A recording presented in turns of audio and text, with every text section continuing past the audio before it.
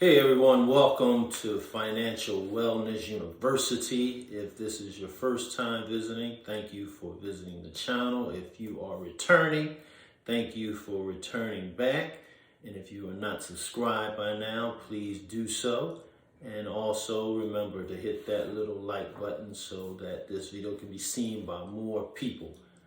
And in addition, let me know what you think in the comments. Check out the comments because there's links that could be beneficial to you and give you further information about how to improve financially. So today the question on the floor is, what philosophy should I embrace? Debt-free on this side or debt on this side? And of course, the big names in the industry, financial, personal finance industry, receiving a whole lot of debt. You got the name like Robert Kiyosaki in his classic book, Rich Dad, Poor Dad. And then on the other extreme, and really is two extremes, is Dave Ramsey and his baby steps and his book Financial Peace, or that's his program, Financial Peace University.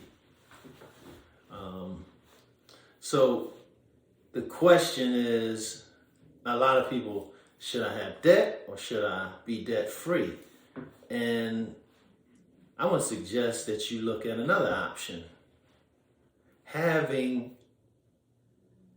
Being debt free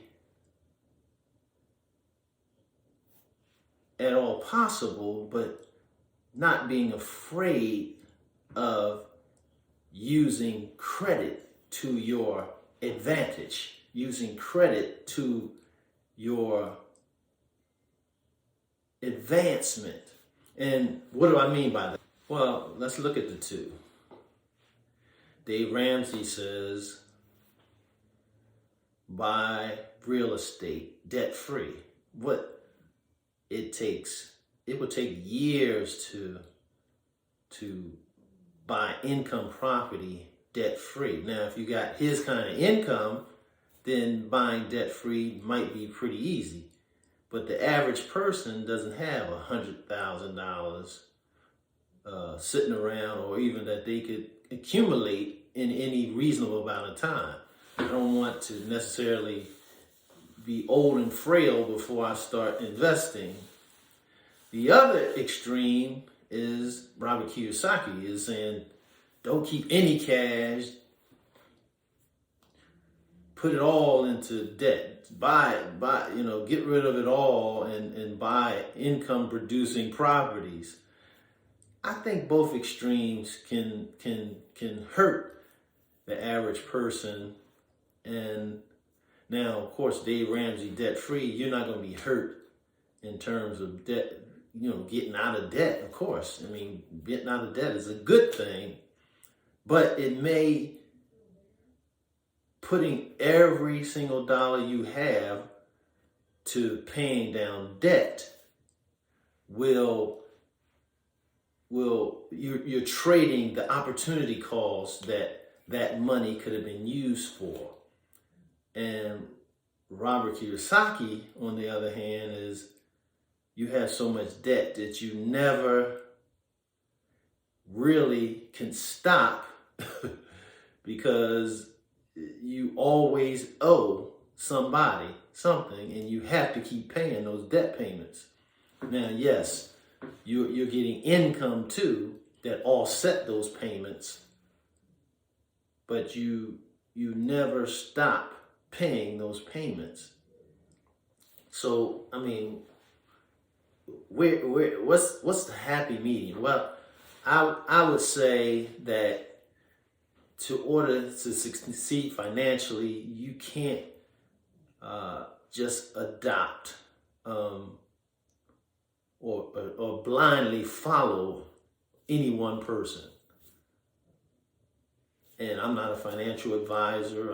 I try to coach. I try to give you information, education so that you can have the tools and things to make your own decisions about your finances. But for example, Dave Ramsey does not, now he has a great system, the baby steps. I've used it myself to strengthen myself, but I've also use some of the things that Robert Kiyosaki talks about, Rich Dad, Poor Dad, meaning, in other words, trying to be more entrepreneur and not think that the job system, the wage culture, getting a job is the answer to everything. So each of them is going to tell you something, and these two guys claim to be friends and know each other. So it's not like they're adversarial in their personal, but they just have different philosophies. So, as I was saying about Dave Ramsey, I would say I would lean more towards him in terms of his philosophy, only because as a Christian, the debt is vastly warned in the Bible, just like, drinking. It's not a sin, but it's a lot of warnings, because if you don't know what you're doing, you can get yourself in trouble. And debt is like that, because now Robert Kiyosaki is one of the world's best people in dealing with debt. But at the same time, there's so many other people who try to go into debt as a living and wind up getting in trouble, right? So you have to know what you're doing. You have to do research. You have to be disciplined. You can't deal with debt if you're undisciplined. If you are undisciplined, if you can't even save a couple $1,000s, then you don't even need to consider debt. Go to the debt-free side. But if you've saved $15,000, $20,000, $30,000 and you don't spend it, then you're the kind of person who can use debt to your advantage, because you're not going to be swayed into getting into a debt that's going to be overwhelming for you. And here's which made me kind of consider the other thing, is because I was using my debit card for everything. I was using my debit card for purchases. I was using my debit card for subscriptions, so it would come out of my debit card regularly. I was using my debit card. And then I realized, or not realized, but I encountered some fraud, identity theft on my account. I caught it because I look at my bank account regularly. So I caught it in time, and the money was reimbursed, but it kept happening. And every time it happens, of course, the bank gives you a new card. But for some reason, even a new card was experiencing fraud, unauthorized purchases, and which was strange, because I even chose not to use it for a period of time, and it happened during a period when I didn't use it. So there's something behind the scenes, and I even filed a police report, and the police don't consider it high enough on the priority to use their time to investigate crimes of a few dollars. And it's not a few dollars, it's hundreds of dollars, but they were reimbursed by the bank, which is good. But it made me think about how I use a debit card. Now I have to, every time there's fraud, I got to get a new debit card, which means I got to go to each and every subscription person and change and update. But it keep happening. So they taught me how to go into the app and lock the credit card so I can lock it. But when you lock it, those subscriptions, those monthly things that are planned to come out can't come out. You can't even use your ATM card to get money out of a Mac machine or ATM machine if it's locked. So you have to unlock it on your phone and then get your money out and then lock it back. So and of course they keep running, well, if you use a credit, well, I decided not to get a credit card with the bank. And I'm not going to even mention the bank because more than one bank you can have problems with. But what I did was applied for a credit card. Now, following the Dave Ramsey program, I had closed out all my credit cards, and the only debt that was outstanding was my mortgage. Now I apply for credit cards. I apply for this credit card, that credit. So now I have multiple credit cards. Now I have different things coming out of each credit card so that if one card is compromised, it doesn't compromise everything I'm doing. And what I've done with the credit cards is use it to buy the things I would have normally purchased. Like if I'm going to the wholesale warehouse store like a BJ's or Sam's Club or Costco, I would, I spend like maybe couple hundred a month. Well, now I have a card that I would put that on, and now you get the points, and you get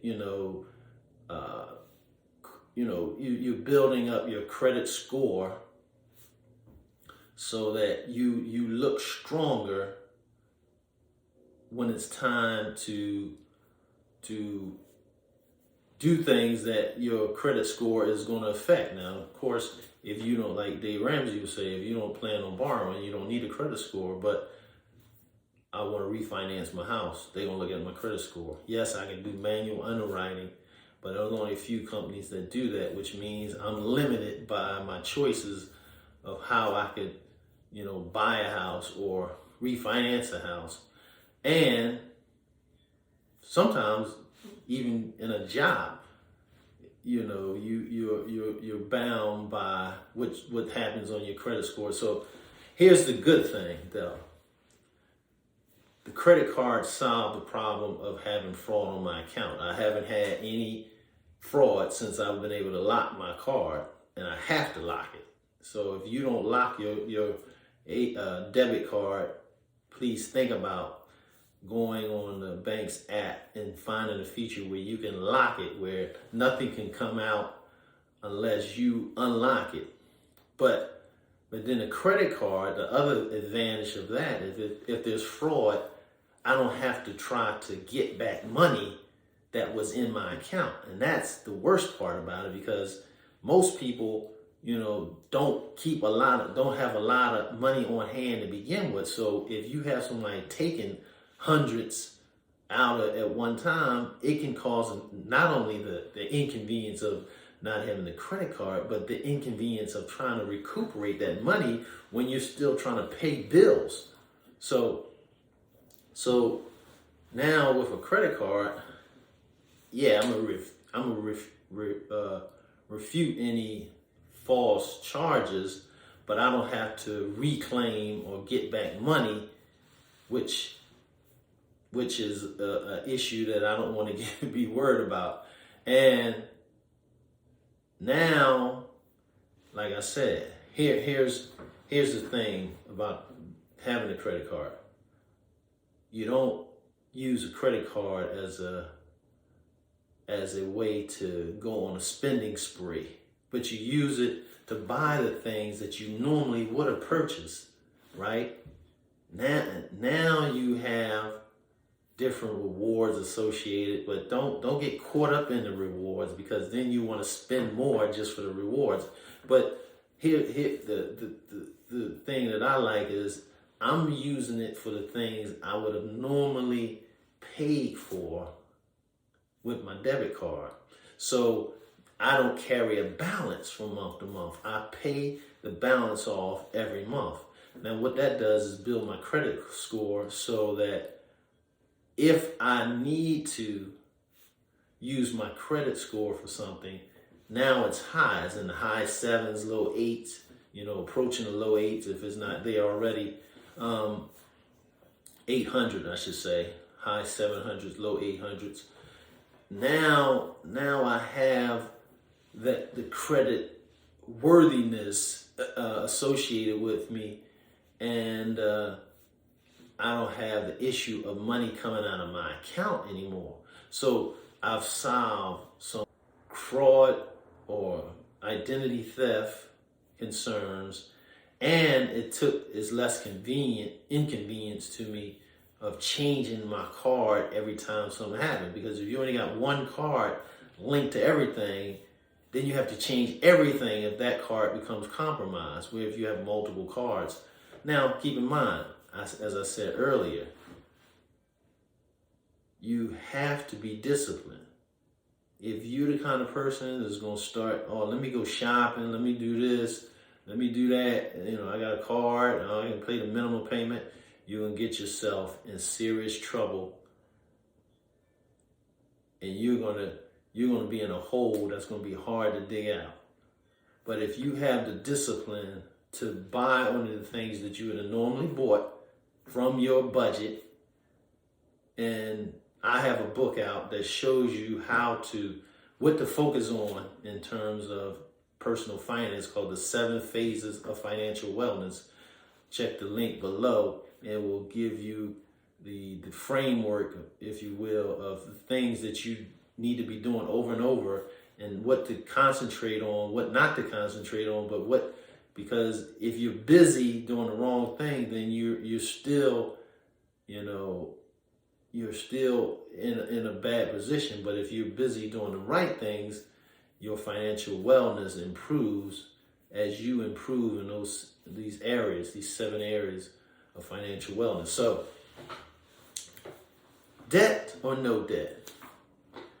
Well, even Dave Ramsey doesn't get on you for having a personal mortgage debt, because and I don't think he has a bad system. I think he has a great system. It's just the major issue I have with his system is he encourages you to make extra money, but his system is not predicated on increasing your earning potential. Robert Kiyosaki, he wants you to go into debt because it's a way of increasing your net worth and your cash flow so that you can have more income, right? Not just get into debt for getting to debt's sake, but increasing your net worth and your ability to purchase more and own more, right? Own income producing assets. I like that aspect. Have a business, have real estate, have things that that increase your net worth and give you income. Because ultimately, the richest people in the world are not rich just because they invested right. They're rich because they had a business that took them, to the stratosphere in terms of their income. So, and my system kind of touches on both, but yeah, I'm gonna be honest. I lean more towards being debt free because of peace of mind, but at the same time, I can't be so stringent about credit that I'm allowing myself to be inconvenienced every time with debit card. So you don't carry a balance now, and you look at paying it off as quick as possible, then credit cards are right for you. And debt itself, you have the good bad debt, but hey, it's bad debt if you're paying 19% interest and you're only getting 12% in your investments. It's good debt if you have to pay $1,000, but you're getting back $2,000, that's just an example. That's good.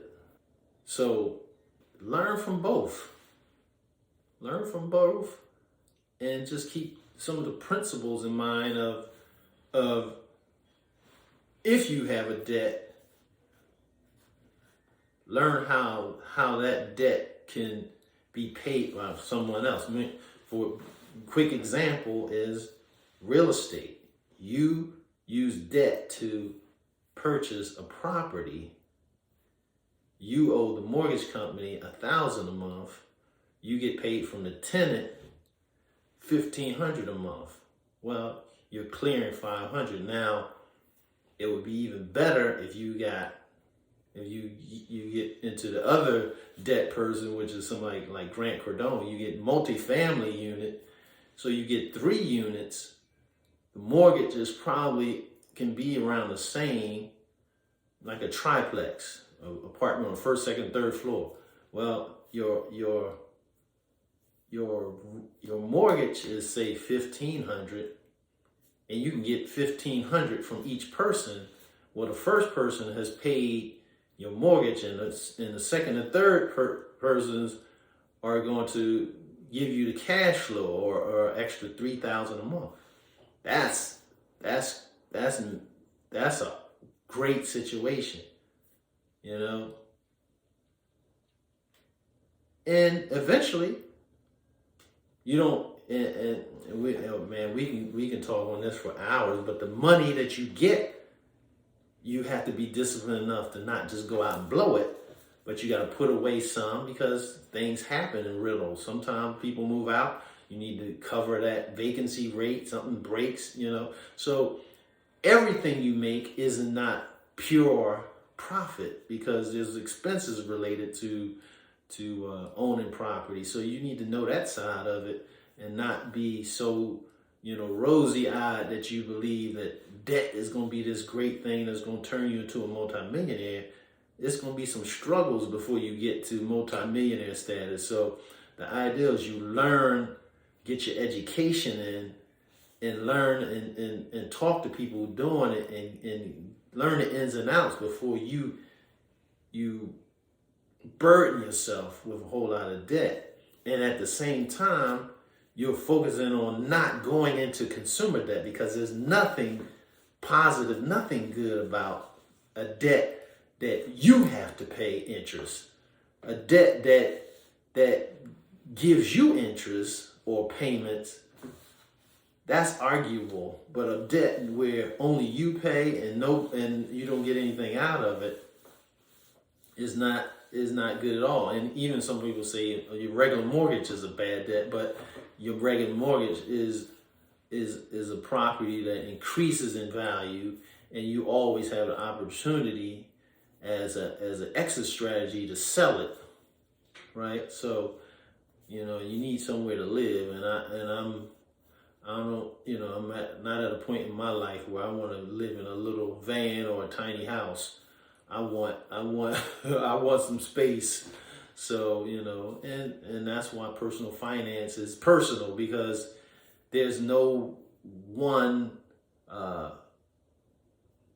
practice that's going to work for everyone. That's why when you sit down with a financial coach, they're going to see what is it that you want, what is it that what's your goals, what's your, aspirations, what are your dreams, so, but, you got to do it around principles, do it around a framework, because if you don't have any framework, then you're prone to go with the winds as they blow. But that's why I said my book gives you a framework so that you can focus on some things that everyone who's doing well is focusing on. But they're focused on different aspects at different levels, right? That's what makes them different. So, hey, I hope this video has helped you. And debt, no debt, maybe a little of both. No bad debt, no consumer debt, but debt that pays you, not debt that you have to pay. If you would boil this down to anything, I would say, if you're going to get into debt, make sure that debt pays you and not you pay for the debt. And paying off as quickly as possible and not have it linger for your whole life. All right, so I want to thank you for visiting the channel. If you haven't subscribed already, hit that little subscribe button at the bottom of the screen and give me a like so that more people will see this video. And also comment below and hit the little bell also so that you'll be notified when new videos become available. I want to thank you for staying this entire time, and I wish you the best. Take care.